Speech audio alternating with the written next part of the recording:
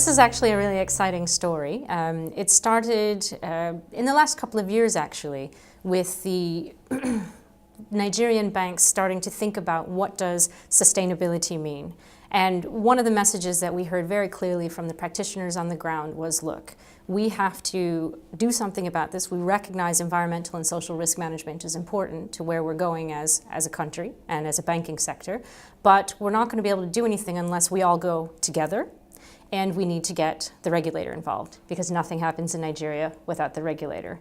So we said, fine, we'll get the regulator involved. And so in September of 2011, we got together a couple of the CEOs from the banks, the CEO of FMO, and we also had the governor of the Central Bank of Nigeria, Governor Sanusi. And he walked into the room. We weren't sure where he was going to stand on this, and he said, I just got off the plane. I just got back from China. I met with my counterpart. The message from him was, for years, the banks have been ignoring environmental issues in China. Do not make the same mistake because we're now paying the price in a big way. You've got to find a better way to do it in Nigeria. At that point, the governor turned to us and said, ladies and gentlemen, what are we going to do? And from that moment was born the Strategic Sustainability Working Group, which was formed from the Bankers Committee to develop a set of principles for the Nigerian banking sector. That was on a Friday.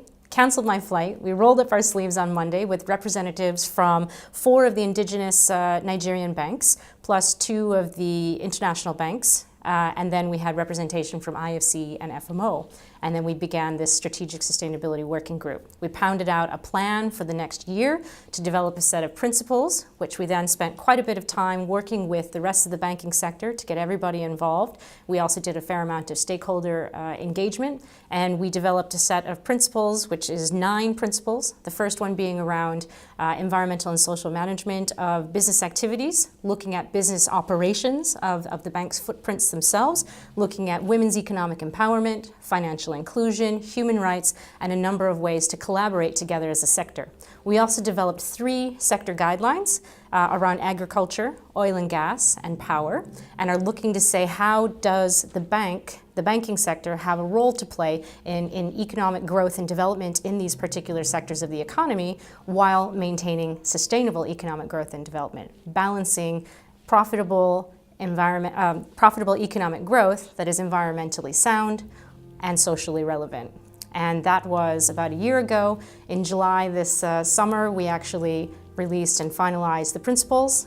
And not long after that, the governor of the central bank developed a circular or a directive, which basically said all of the Nigerian banks will adopt and implement these principles going forward. And of course, now that's where the hard work begins. But what we're doing is quite exciting. I don't think there's really that many examples anywhere else where we're seeing this combination of international best practice standards, which are woven into the principles, being applied in a very specific context that's relevant and right-sized for the Nigerian development and economic context that we're looking at in the operating environment there on the ground. And that was part of what this was all about. The Equator Principles are great, but not a lot of the banks in Nigeria were banking at that level. So they said, we actually need something that's right-sized for Nigeria. But it's not so Nigeria-specific that it can't be replicated elsewhere. I think we'll start to see other interest coming from other countries in Africa, as well as in Southeast Asia and other elsewhere where this model could potentially be applicable. So it's very exciting, and now the hard work begins.